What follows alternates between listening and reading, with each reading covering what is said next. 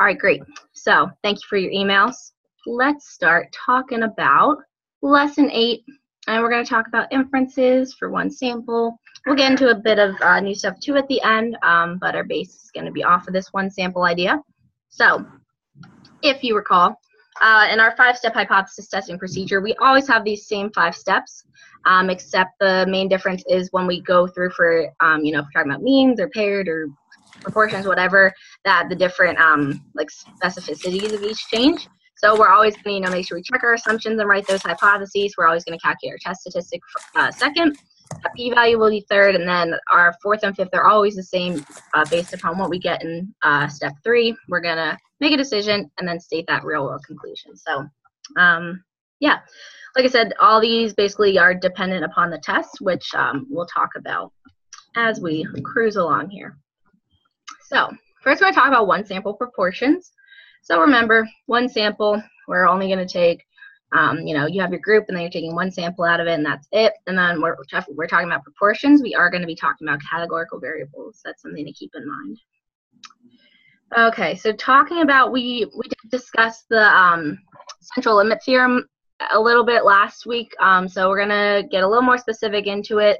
Rule of sample proportions is basically that for proportion. So it's just saying when can the sampling distribution that we got for P be estimated using a normal distribution. So the sampling distribution of P is going to be our sample proportion and the distribution that we get from those samples.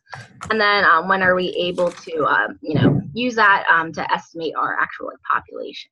So this is our rule of sample proportions. We do have that n times p has to be greater than or equal to 10, and then n times 1 minus p has to be greater than or equal to 10. So those are the two assumptions we have to that have to be made, also known as the first step in our hypothesis testing procedure. We have to make sure these assumptions are made before we write those hypotheses, but we'll talk about that later. This is just kind of a preface of that. So if these assumptions are met, then according to the rule of sample proportions, we can estimate our population using the normal distribution here. So then this here is basically saying that the mean of our sample proportion is about equal to our population proportion. That's the whole idea here. We're trying to make sure that we can say, our sample is representative enough of our population that we can make this assumption here that our mean of the sample is also going to be equal to the mean of the population. And then same idea down here is just saying that our standard error then would be the same standard error that we would use for the population proportion. That's why we have the regular p here and not p hat. P hat, remember, is for our sample proportion. So, but yeah, let's see.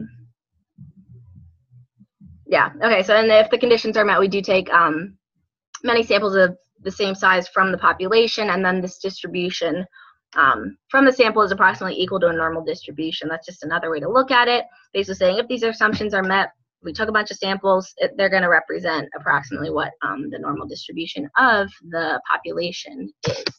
So that's where we're getting that. Okay. I'm hearing, sounds like they're having fun. Okay.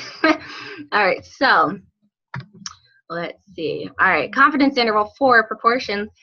So we're going to talk about, now we're still talking about proportions, but we're just going to kind of go, and we've already discussed this, how to do a confidence interval, but now we kind of are talking about when, like, what kind of method can we use to find that, dependent on what's going on with our data and, what kind of sample we have, that kind of thing. So, so yeah, once again, like we just discussed, according to the rule of sample proportions, these are the assumptions that have to be met in order for us to continue on and, work with this proportion to and assume that it represents the population.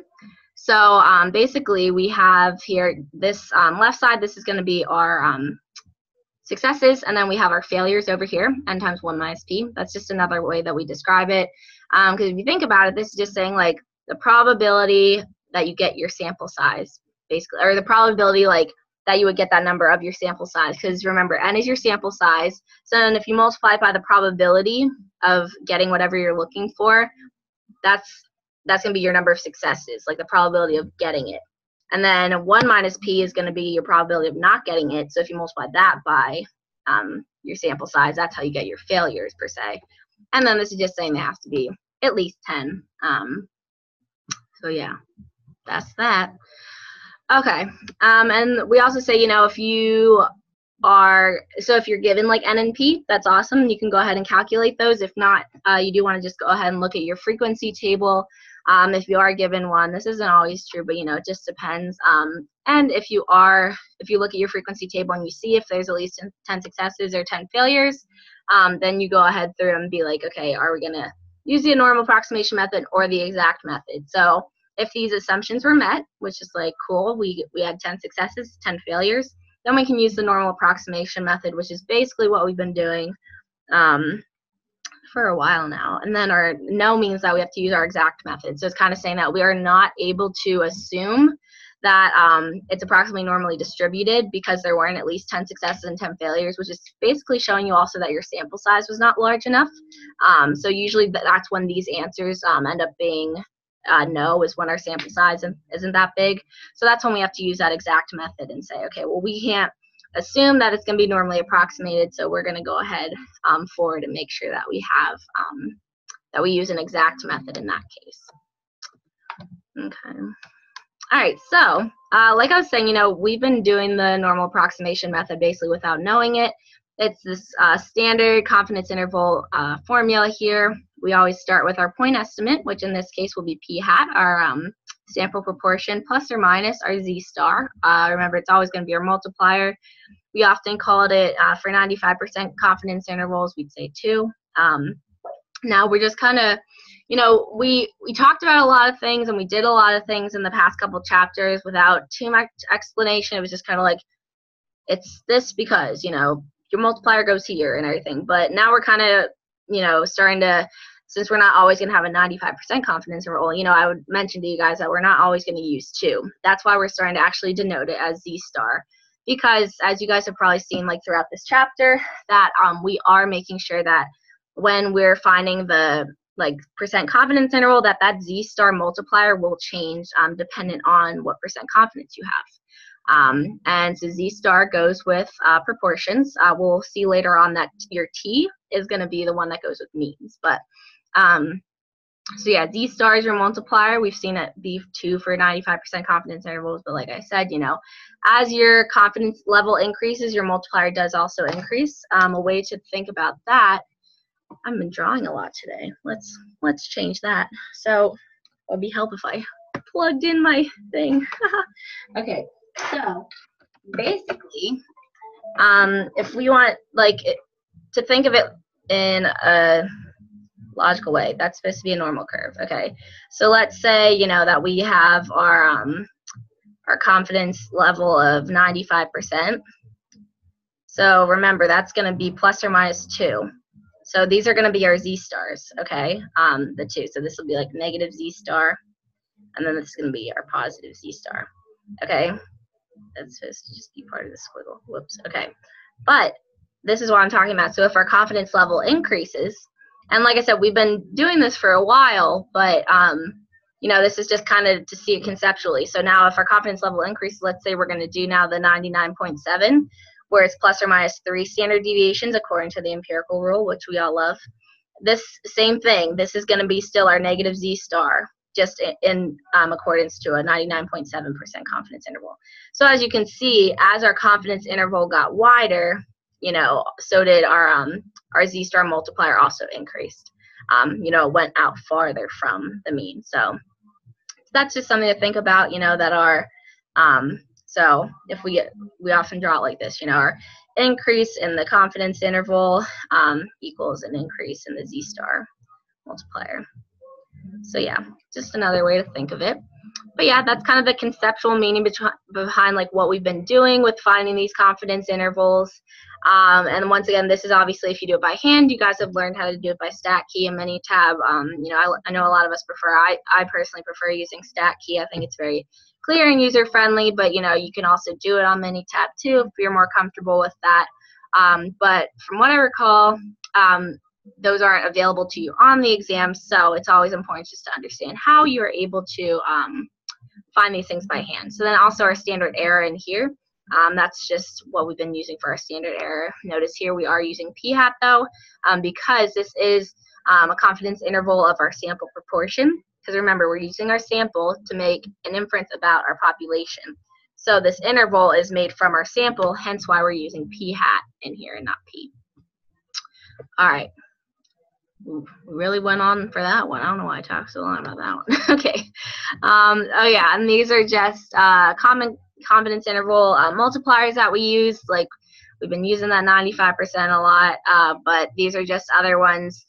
And the thing here is, like, you'll see how to find like a z star, like you do z equals like, you know, x minus x bar over s, like that kind of thing. There's an equation to find your z star, and often people ask, you know, like, well, how come like we don't use that to find these? Well, you can, you know, that if you were trying to find the z-star multiplier for a 98% confidence interval, you know, you would use the same equation. But what we do, you know, in statistics is when, you know, you try to make everything as easy as you can. If you're able to refer back to something and not have to calculate it, that's very helpful. That's why you guys have that big like you'll see a bunch of numbers in the back of the book that you can find these scores with.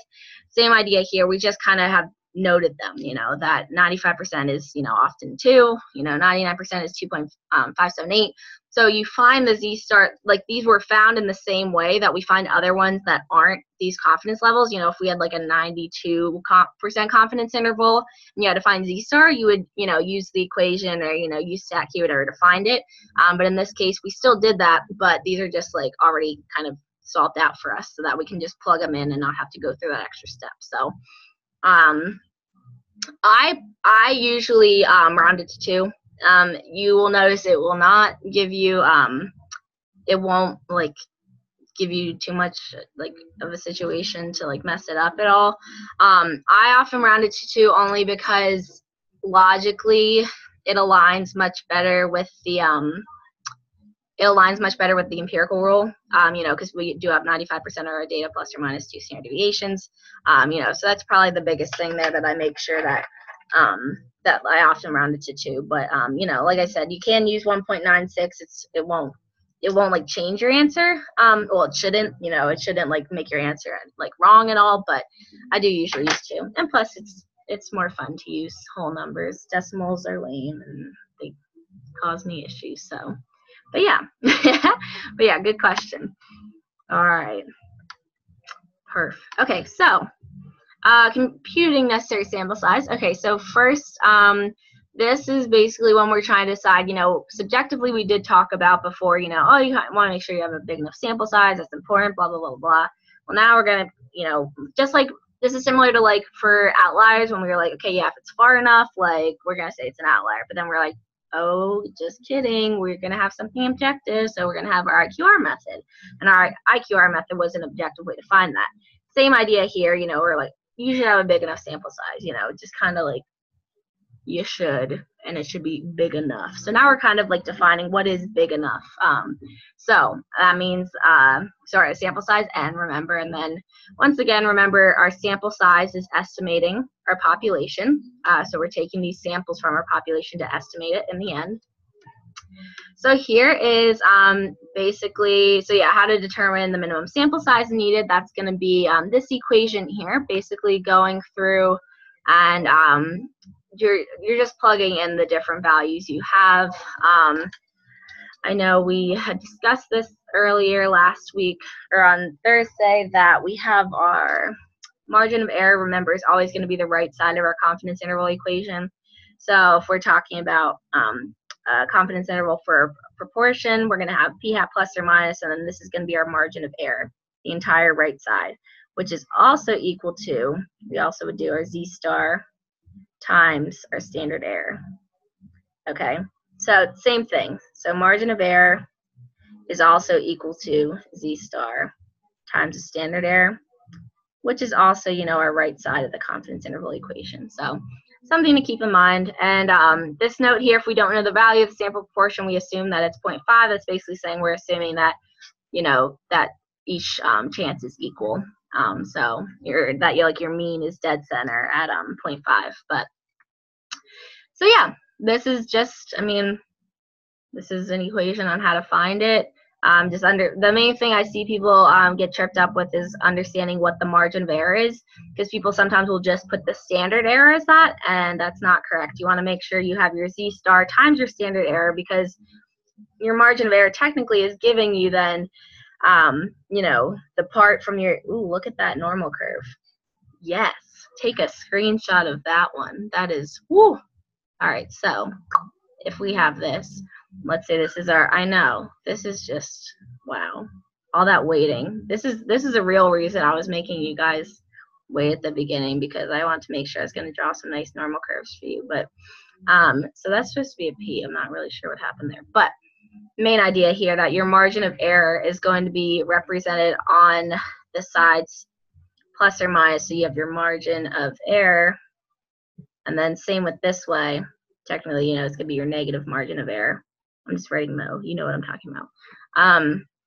But in this case, you do have to make sure that you do your z star times your standard error for this to make sense. And same thing with the other side. Because you want to put whatever your standard error is and then multiply that by however many, like whatever your z star is, which is why you get the number out here. So that's why you want to make sure that your margin of error, you make sure that's equivalent to z star times your standard error, also known as the right side of your confidence interval equation. So that is what I've seen issues with before. Okay. Oh, baby. This chapter got a lot going on, I swear. Okay, so hypothesis testing for a proportion. So basically, what this is talking about in general is just us trying to say, okay, we want to make a conclusion about the population proportion. We're trying to make an inference about it, so we're going to take all these samples and then make a hypothesis based upon that. So, yeah, like it says, compare proportion in one group to a population proportion. It's just saying compare your sample to a population. So, and then remember, so these are just different research questions. You know, I won't read them to you guys. Like, you guys can read them, but the main idea of them is the fact that in each of these cases, we are going to be testing the hypothesis by comparing the data from the sample to the hypothesized population parameter. So, for example, for the ice cream one, because that's the most important one, you know, we're going to be comparing the data from the sample of creamery customers that we get, and then our hypothesized population parameter, which is going to be our entire, like, all creamery customers, you know, but we only take a sample of them. So I would be part of that sample for show. But all right, let's see. Yeah, so let's go a little more in depth talking about what we do when we're doing a hypothesis test for a proportion. So remember, like we talked about before, for the next couple of things, it's going to sound a little redundant because, like I said, we are like talking about the same 5 steps to hypothesis test, but you know, it does depend on what we're talking about, like proportion, mean, paired mean, sample, you know, what are we talking about? So that's why it changes. It's always specific towards that. So our first step, always to check our assumptions and write those hypotheses. This shouldn't be number 2 because it's part of 1, so not sure what was going on there, but yeah. So we have number 1, check those assumptions. These are the assumptions that must be met for a hypothesis test for a proportion, and if these are met, we can go ahead and write those null and alternative hypotheses. And then this is just a review here too, that, you know, our null hypothesis is always going to equal or have an equal sign in it, have something, and then our alternative, look how straight that line is. Check that out. Wow. Okay, and then our alternative hypothesis is going to be, or I'm sorry, not p hat. Look at me messing up. P, because proportion. And then this is always going to be an inequality, so this is going to be either greater than, less than, or not equal to your number. And you can see this represented too down here. You see in our null hypothesis, all of these are an equal sign. And then in our alternative, we do have inequalities for all of them. Never have an equal sign in the alternative hypothesis. So yeah, these are just tables that I'll have for each of the different scenarios that kind of break down, you know, what your research question is and then what the different parts of your hypothesis would be in this case. So that's the main idea there. That's how you do for proportions. Yay. Awesome. All right. Let's see. Interesting. Okay, so let's talk. Okay, so yeah, step 2 here, we're always going to make sure that we want to calculate that test statistic. So remember, for proportions, we always use Z.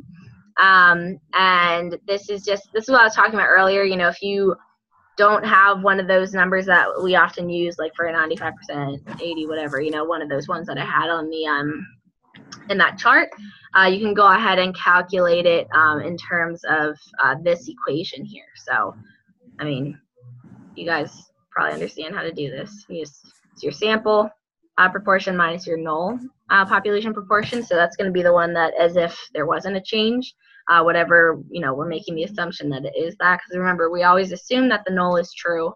So that's going to be, this is our population proportion symbol, and then p hat's going to be our, that's our sample proportion. So that's how you would find that. Third step, determine that p-value. And this is, you know, this first one I do, I just have a lot of review into it.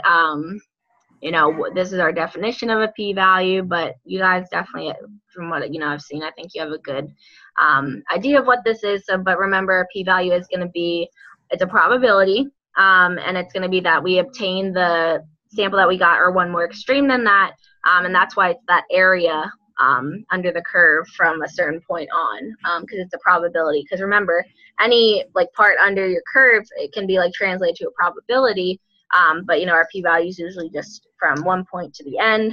Two-tailed, we do make sure we use both of those tails there. So yeah, what else? So yeah, and then, okay, yeah, if we're conducting a one-tailed test, like I just said, I do this all the time, I get ahead of myself, but yeah, one-tailed test, remember, we look at the area above our sample statistic for positive, and then for negative, or, you know, a left-tailed test, we use to the left below it, and then two-tailed, make sure you just multiply that p-value by 2 so you get both tails there.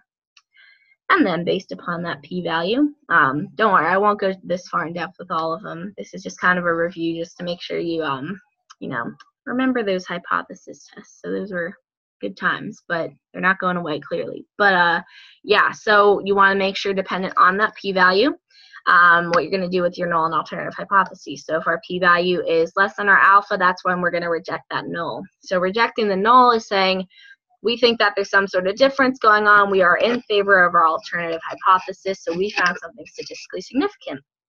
And then if our p-value is greater than our alpha, then we're like, ah, lame. We basically didn't find anything per se. You know, and this, once again, this is a hypothesis. You know, we never make conclusions. We never say that, you know, if we reject the null, it doesn't mean the alternative's true, you know, but if our p-value is greater than alpha, then we fail to reject that null. So we're keeping that assumption, remember, that our null is true. So once again, that's what we do for hypothesis tests. Okay. All right, let's see. Okay, so for, yeah, and then the fifth step, obviously just go ahead and state your real world conclusion. And that's, I mean, the main idea there is just to translate. I know, do I need to? Oh, yeah, please let me know if there's too much background noise. I hope so. It's like so lame. I'm just gonna like send a text like little downplayed. Okay, but anyway, as we continue on in, okay, never mind. All right, good. I didn't feel like texting him anyway. Okay. Okay. I got some good music too. Maybe I should get music into my stat reviews, like for while you guys. I should have the Jeopardy song play while you guys are answering the review questions. That'd be really annoying. Okay.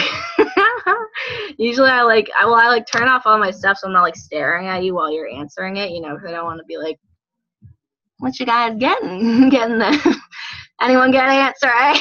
So I usually try to like turn off, and maybe I'll get some background music for you guys. Maybe that'll spice it up a little, as if these aren't the most spiciest reviews ever. So, all right, where are we at? Ooh, halfway there, guys. This is great. We are killing it. Thanks for sticking in. Like I said, if you do have to leave, everything is recorded, and able to be watched back, you know, in lieu of your Netflix series. So it'll be there, but we're going to move on now to one sample mean. So we are talking about basically, remember when we talked about our rule of sample proportions, which has to do with our, with it was like proportions and the situation with that, how we decide if we can approximately use it, the normal distribution. It's the same idea, except for means. That's what the central limit theorem is. Just a fancier name. I still have struggles spelling theorem. Theorem. Okay.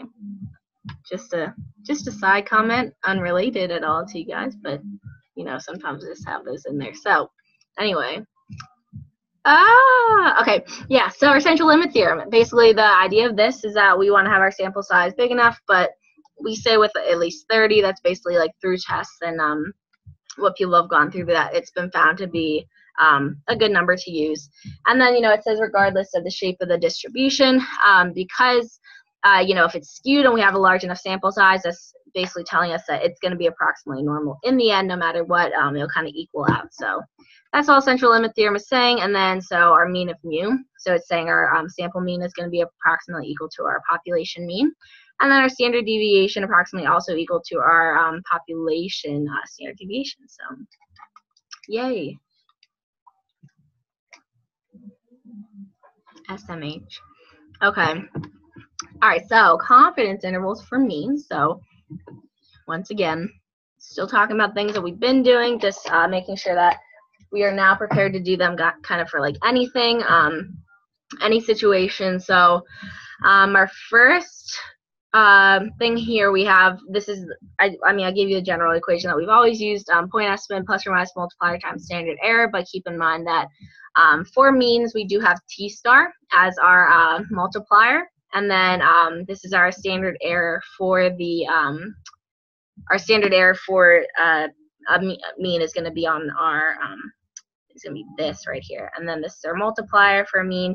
And remember, this entire right side is going to be our margin of error. So yeah, and then this is our point estimate, obviously down here. That's what we've been doing. We won't go too far in depth. I think you guys kind of understand that one, hopefully. Okay. Oh my. This is just okay. So once again, we're going to talk more about determining that minimum sample size that we do need to have. We did this for proportions. Now we're going to talk a little bit more about doing it for means. So in this case, same idea here that we're using the z and the, you know, sigma, all, you know, we have our margin of error. Same idea here. It just, you know, is set up a little bit differently in terms of our mean. So, but yeah, we're going to have our sigma, and this little squiggly dude, the mustache up there, is just saying that it's our approximate population standard deviation. It's what we're estimating it to be. So that's what that is. Super cute. But yeah, that's, I don't know what more to say about that one. It's just kind of an equation. So as long as you understand why we're using it, you know, and how, you know, when you have to use it, you know, in order to determine the minimum sample size, I think you guys should be good with that. Okay.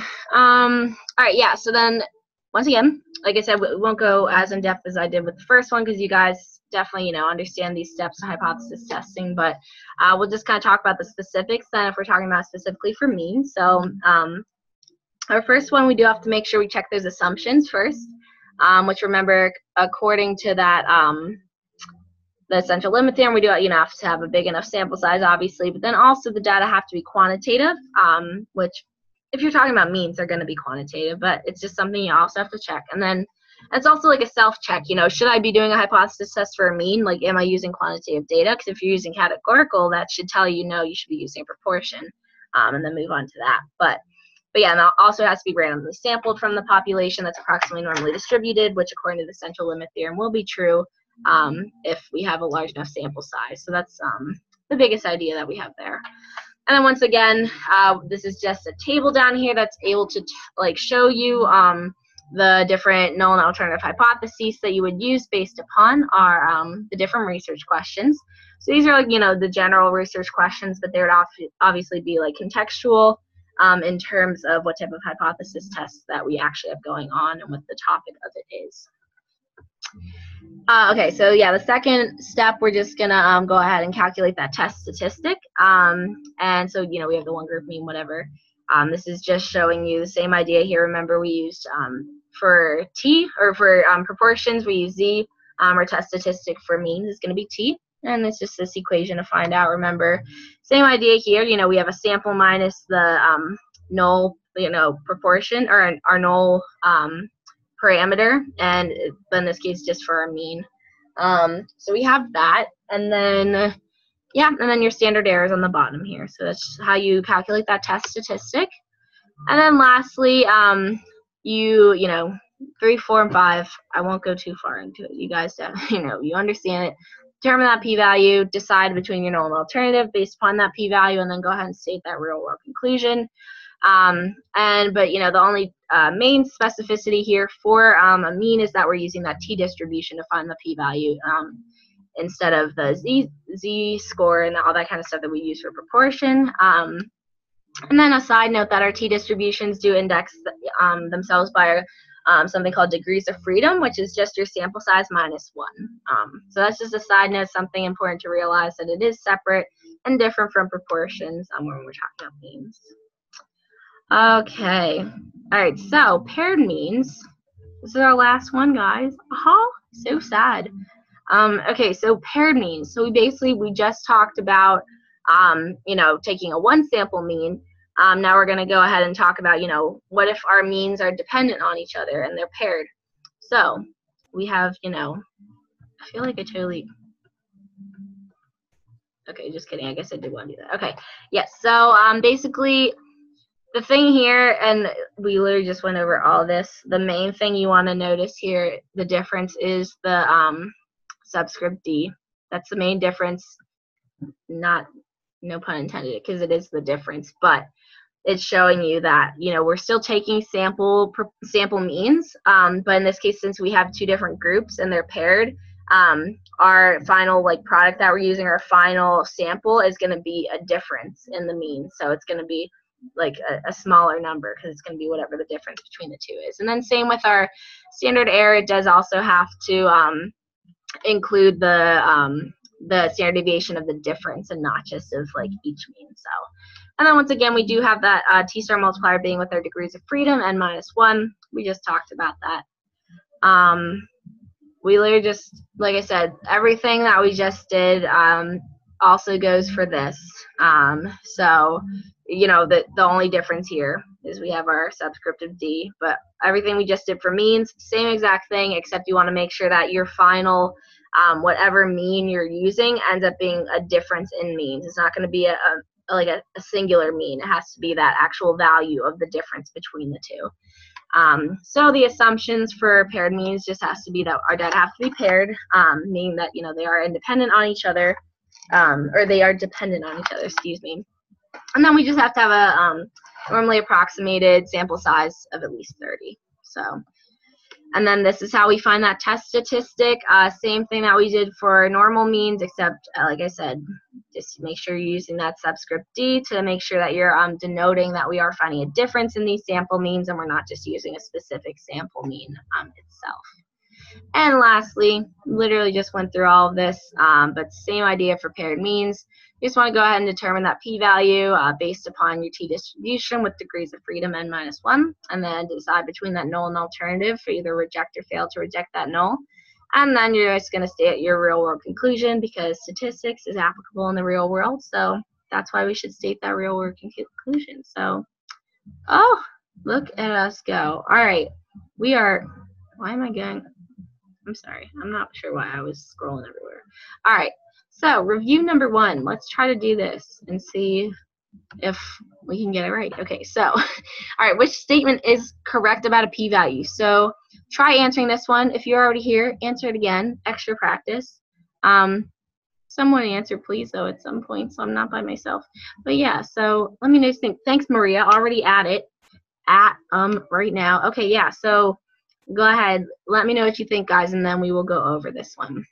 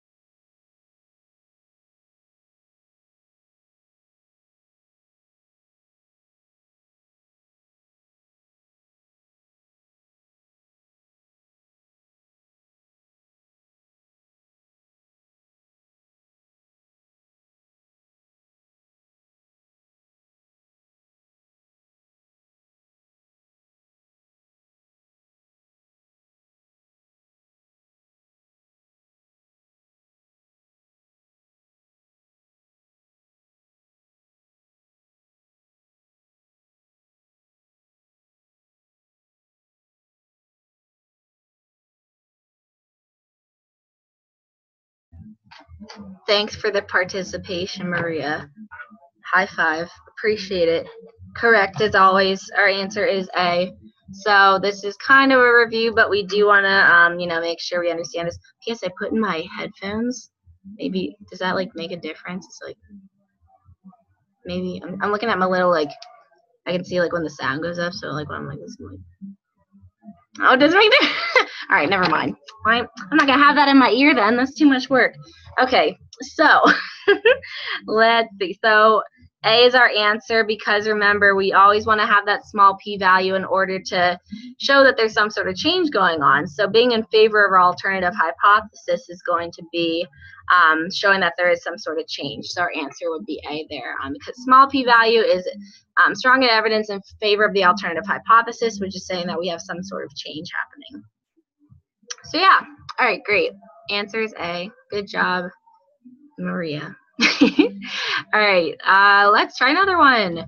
Everyone is more than welcome to participate. This is a group effort, so at any point in time, please feel free to chime in. So let's try this one. So based on the 2000 census, 31.8% of grandchildren in California are the primary caregivers for their grandparents. Suppose that n equals 200 people are to be sampled from this population, and the same proportion of grandparents as primary caregivers, which is p hat, is to be calculated. So what is the standard error of the sample proportion here? So apply the rule of sample proportions as a hint, and let me know what you guys get for this one.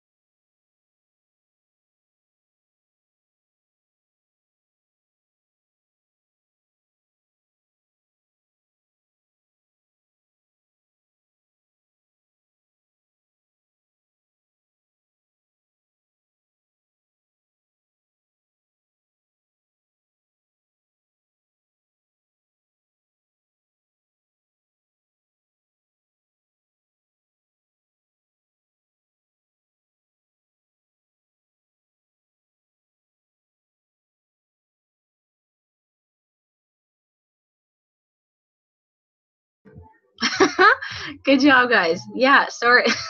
I know, if Jimmy says it's A, then we all have to agree. It must be A. Even if I had a different answer here, we're switching it to A. The answer is A. But no, good job, guys. Absolutely. So our answer is going to... You're smart. What can I say? You just have to, we got to take your word for it, You're one of those students that, like, can correct the professor, but, like, you wouldn't do it because you're too polite. But, because, there's those kids who was like, you forgot to dot the I, like in elementary school. Well, maybe I only had those kids in my class, but no, you're not. Well, then you're a good guesser. I could have used that on GRE, being a good guesser. I swear. Memories. Okay, so let's look. Our standard error of our sample proportion, remember, is going to be our equation that looks like this. We have our p hat times 1 minus p hat over n. And then all we do is 0.0, or excuse me, let's back that up real fast. Boop, boop. Okay, so 0.318 times 1 minus 0.318 divided by n, which is 200, make that square root go on, and we get it.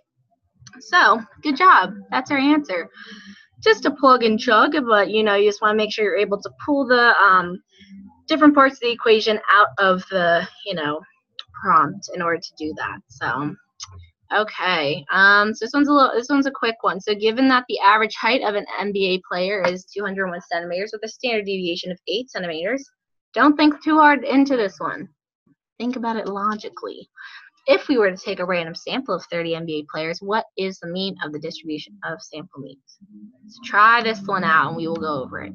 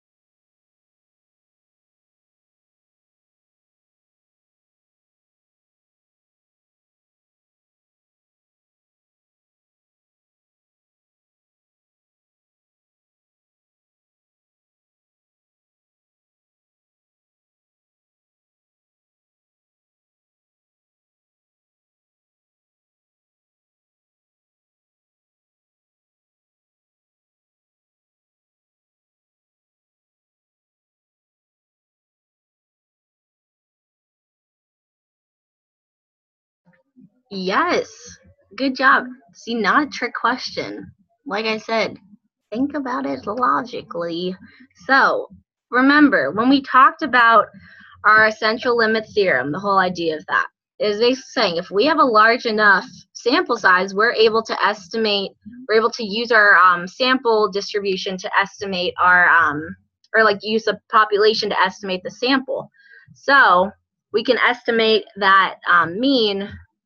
Since our sample size is at least 30, we're able to estimate that the sample means is approximately equal to our population mean, which is 201 centimeters. So we can say the mean of the distribution of the sample means, according to the central limit theorem, should be 201 as well. Does that make sense how we got that? I mean, you guys got it right.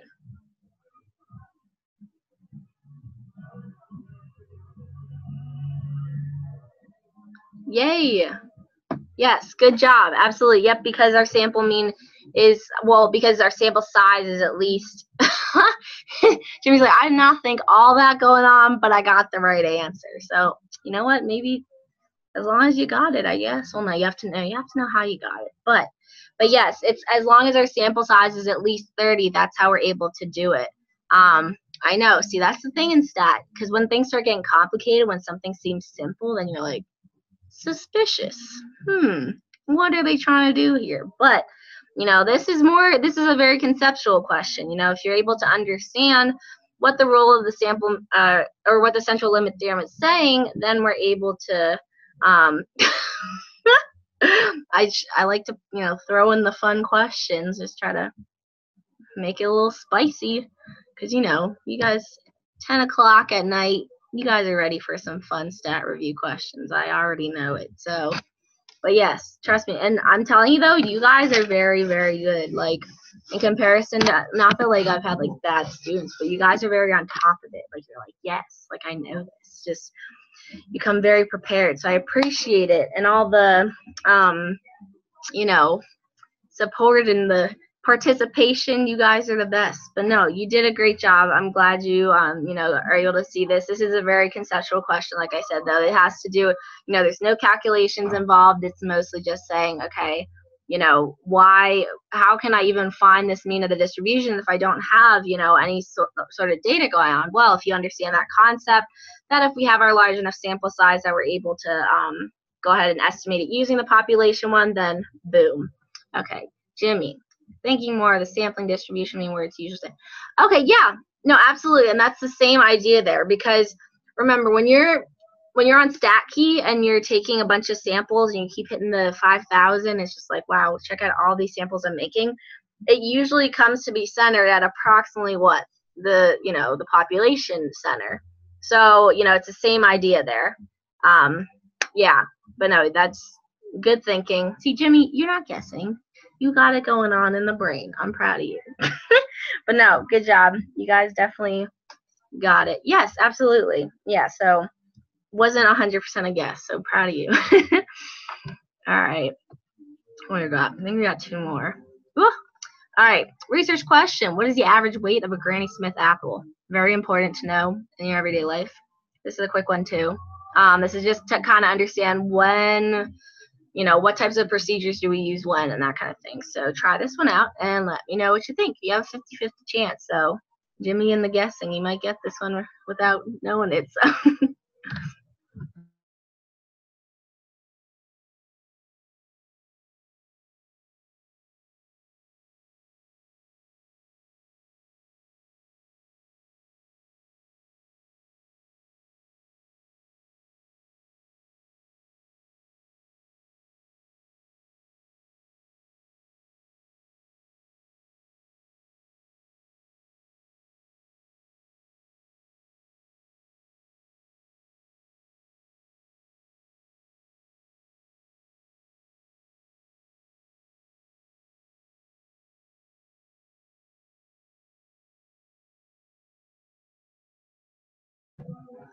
Yes.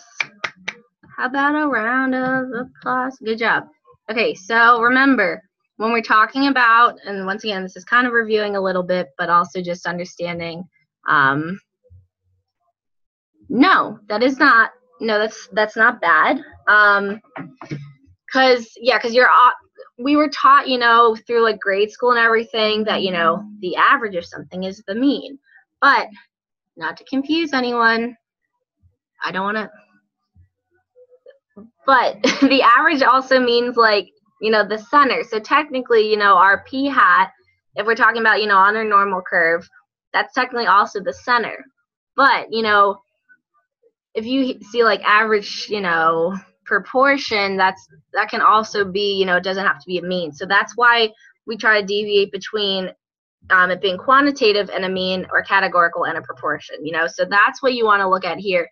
If it didn't say, you know, average here, you know, what is the, I don't know, yeah, exactly. So yeah, you want to look at what type of variable it is in order to decide if it's a mean or proportion. That's the main idea there. If you're able to decide that, if you're able, you know, to look at which type of variable is, then you can make that decision. So try not to look at the language too much in that case, and look for like more so of what is weight. Is weight a categorical or a quantitative? It's quantitative, so that's why we're talking about means. So that's why it would be B. But yeah, and then also, I mean, I meant to add to this. I want to make it trickier, but whatever. I was gonna say, also know that, you know, it is a confidence interval because, yeah, exactly. Good job, Maria. Yep. And it's a confidence interval because we're trying to find that average weight. So the confidence interval is going to give us a range in which we think it's in. Wouldn't be a hypothesis test because we're not trying to figure out if it differs from a certain amount or, you know, is greater than, less than, not equal to, whatever. So that's why we are using a confidence interval as well. So, all right, last one. All right, so you want to construct a 95% confidence interval for the mean risk diameter of Penn State World Campus students. Very interesting. Previous study examined the risk diameters of adults and found a sample mean 10.543 centimeters with a standard deviation of 0.944. So what sample size should you obtain to construct a confidence interval with a margin of error of 0.1? So I gave you your margin of error there. You don't really have to go ahead and do any more with that. So go ahead and try to solve this one, and we will go over it.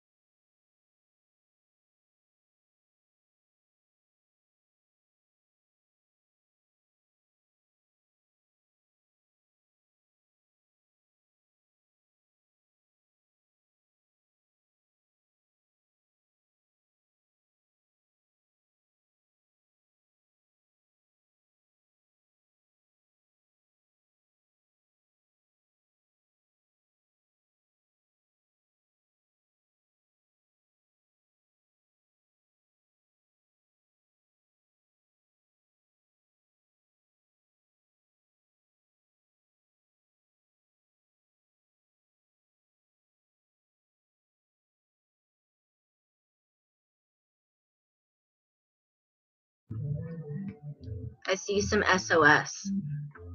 SOS. I say that all the time. I feel like if I actually needed... Oh my gosh. Okay, these numbers. Wow. Discrepancy. You literally just guessed 100, like, out of nowhere.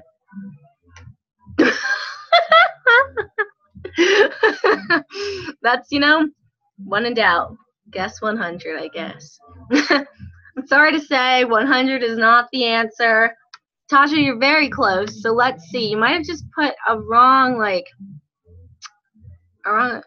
okay, yeah. Maria, also not. I don't think that's it. Let's look at this equation and what we should do here. So, remember, when we're trying to find the sample size, we're going to have our z star times our standard deviation. So we have, this is like you can use your sample standard deviation, but we use the one that we're approximating with the mean, or with our population, and then divide it by our margin of error. Yes. Well, good. Yeah, so you want it 2 times. Yeah, oh, but then you also want to make sure, boop, you square it. Muy importante to square it. So, 2 times 0. Yes, I know. Those little things, those little exponents really get you. 0.1. Square this baby. Boom. You're going to end up getting 342.339. But logically, we're going to say that we want to have a sample size of at least 343 because we're talking about people, discrete quantitative variable.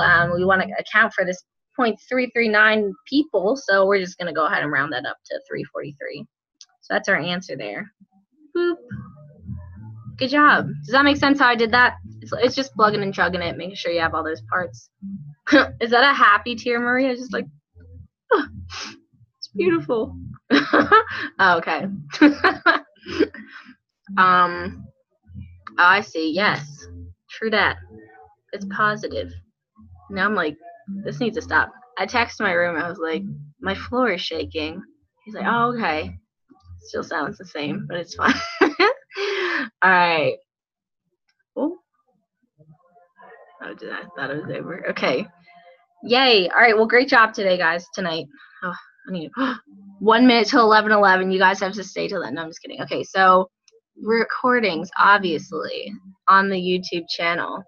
If anyone has trouble finding it, oh my gosh, why does it say July 2nd? I didn't save it. Let me just re-show you what the actual date is. This is my summer one.